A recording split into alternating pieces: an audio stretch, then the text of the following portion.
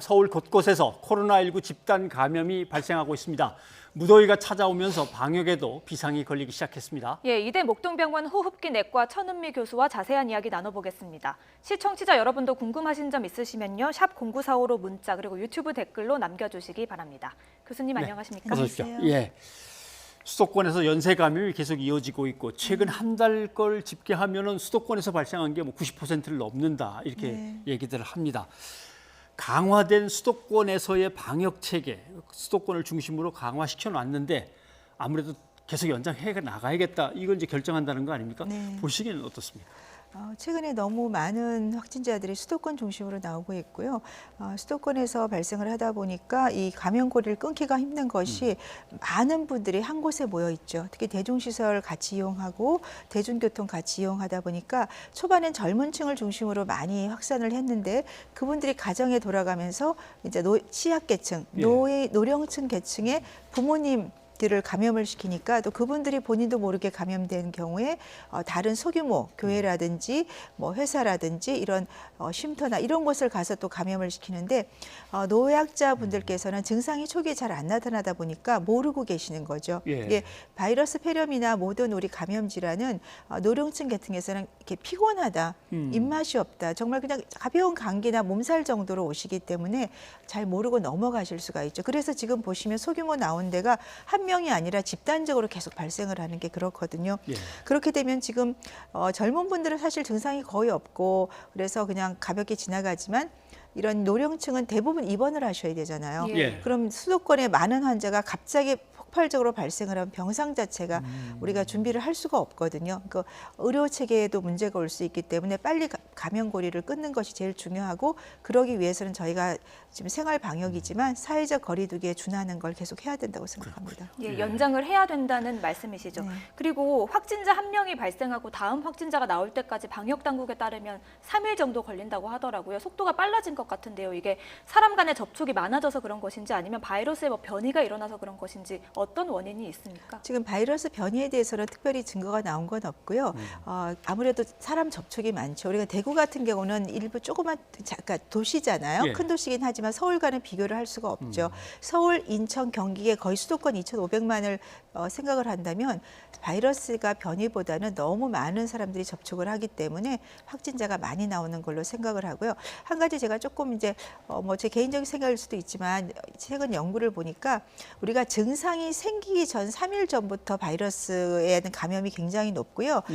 증상이 생긴 후 하루 정도가 지나는 그 4일간이죠. 증상 생기기 3일 전부터 증상 생긴 후 하루 정도가 감염력이 제일 높고 증상이 생긴 후 8일이 지나면 바이러스가 검출이 돼도 그 바이러스가 세포를 감염시키지 못한다는 연구가 최근에 나왔어요. 그래서 우리가 증상이 있을 때가 중요한 것보다는 증상이 생기기 전 그때가 조금 더 위험한 경우이기 때문에 우리가 증상이 없더라도 항상 마스크 착용이나 그런 걸 주의해야 된다는 걸 알 수 있습니다. 네, 알겠습니다. 그걸 보니까 수도권에 워낙 밀집해서 인구가 모여 있다 보니까 이제 더 위험하기도 하고 대구 같은 경우도 갑자기 환자 수가 폭발하니까 뭐 다른 지역의 간호사 방역 담당자들이 몰려가서 도와줄 수밖에 없었는데 수도권이 만약에 그렇게 된다면 정말 감당하기가 힘들 수도 어렵습니다. 있겠군요.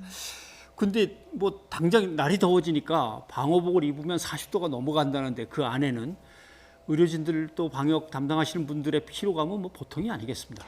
좀 추운 겨울 2월, 3월에도 사실은 방호복을 입고 N95 마스크를 쓰고 있으면 한두 시간이 지나면 어지럽고 굉장히 힘들어요. 그런데 더운 날씨에는 뭐 더 말할 필요가 없죠. 더군다나 야외에서 선별진료소에서 근무하시는 경우에는 굉장히 힘들죠.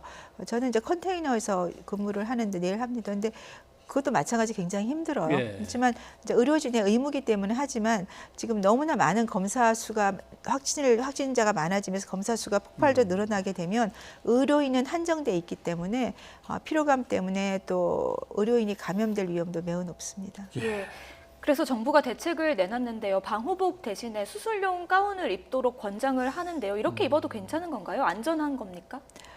우리 방호복은 목까지 다 감싸게 돼 있고요. 수술 가운은 보셨지만 목이 노출이 돼 있어요. 그러니까 가운을 입고 마스크를 쓰고 쉴드를 하고 장갑을 끼는 건 똑같은데 노출되는 부위가 좀 있습니다. 얼굴이나 이 목들이 노출이 되기 때문에 그쪽을 조금 보호를 하고 하면 뭐 큰 문제는 없겠지만 그래도 방호복이 조금 더 안전성은 있다고 생각합니다. 네.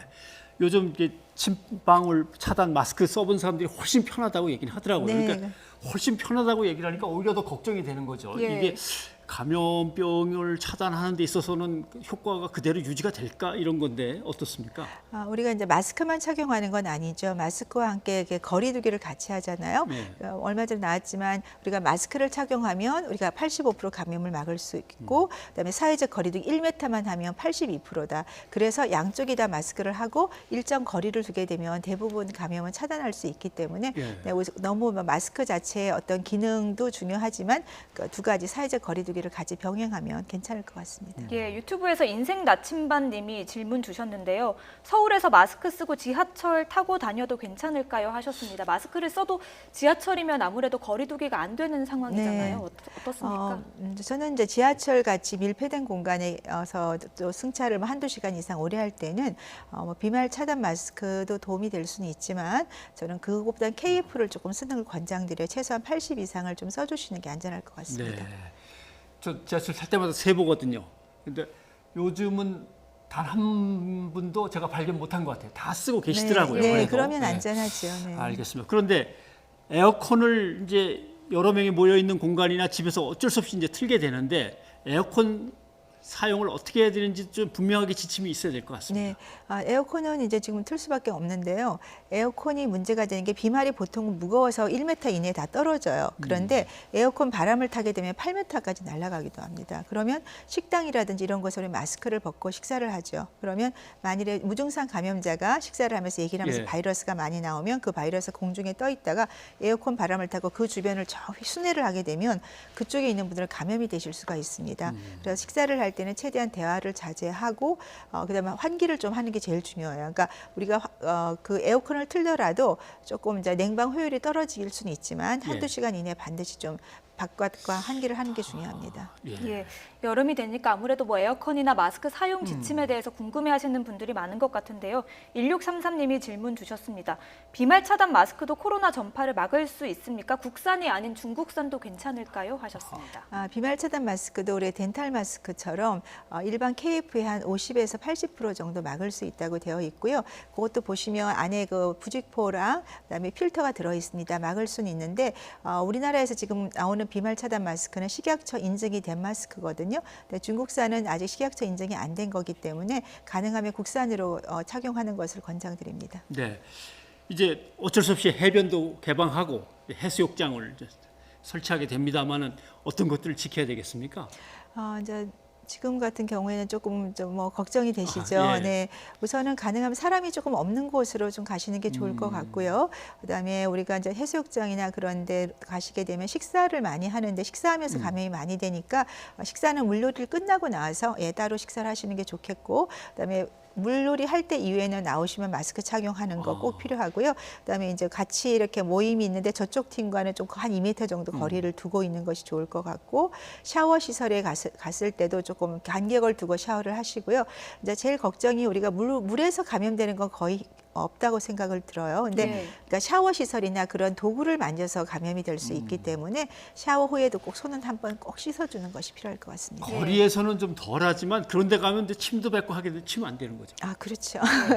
여름이다 보니까 아무래도 마스크 쓰기가 힘들다고 호소하는 분들이 많은데요. 2799님은요. 중학생 아이가 학교에 다녀오면 어지럽고 머리가 아프다며 뻗어버립니다. 이대로 괜찮은 걸까요? 하셨고요. 7866님은요. 음식점을 합니다. 장시간 마스크를 착용하면 두통이 심한데요. 어떻게 하면 좋을까요? 하셨습니다. 마스크를 이제 KF를 94 이런 걸 쓰면 굉장히 좀 어지러우실 수가 있고요. 지금 같은 경우는 특히 약간 어지럽다거나 그런 경우는 조금 호흡기가 안 좋은 경우가 있어요. 천식이나 그런 게 있을 수도 있기 때문에 그런 경우 비말 차단용 마스크나 덴탈 마스크 정도 착용해도 좋을 것 같고요. 예. 중간중간에 이제 조금 혼자 독립된 공간에 있을 수 있으면 그때는 마스크를 벗고 좀 호흡을 하고 다시 착용하고 이런 식으로 해주고, 만일에 계속 어지러워서 집에 와서 아무것도 할 수가 없다면은 개인적으로는 저는 학교에 조금 얘기를 하고 수업을 좀 빨리 끝내거나 아니면 조금 온라인 수업을 그런 경우에 조금 하고, 필요하다면 병원에서 한번 우리 아이가 혹시 호흡기가 괜찮은 건지 확인해 보는 것도 도움이 될 것 같습니다. 근데 그 러시아산의 항바이러스제가 인터넷 등을 통해서 유통이 된다고 들었습니다. 그래서 이거 문제가 있다고 얘기는 들었습니다만은 이게 진짜 효과가 있는 약인 건지 완전히 거짓말인 건지 어떻게 되는 겁니까? 이게 항바이러스제로 개발이 된 약제로 알고 있습니다. 그러니까 독감, 우리 타미플루랑 같은 그런 제제인데 이제 이게 RNA 바이러스 복제를 감소를 시키니까 우리 코로나19에도 도움이 될 것 같다. 이래서 쓰지만 사실은 어디에도 아직까지 검증이 된 그런 논문이 없습니다. 그러니까 중국에서 이제 임상 시험을 하고 있다고는 되어 있지만 FDA 공인이라든지 국제적으로 승인이 된 약물이 아니기 때문에 지금은 권장드릴 수 없다고 생각합니다. 예, 그리고 질문 하나 더 들어왔는데요. 8260님이요. 이번에 지방직을 준비하는 공시생입니다. 방역 준비 어떻게 해야 하나요? 하셨습니다. 시험을 볼 때 이제 걱정이 되시는 거죠. 네, 시험 볼 때 아마 간격 분명히 2개 배치를 해 주실 것이고요. 들어갈 때 손위생 다 하실 거고 시험 마스크 본인이 하시려는 마스크를 착용을 잘 하시고 시험을 보고 나오시면 괜찮을 것 같습니다. 네, 아무튼 교수님 말씀하신 대로 마스크 쓰고 예. 손 깨끗이 늘 씻고 네.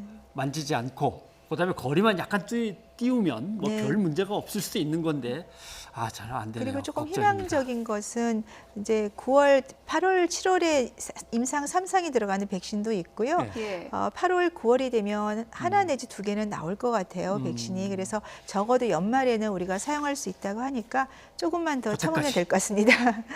네, 알겠습니다. 함께 견뎌보십시다. 예. 고맙습니다, 교수님. 감사합니다.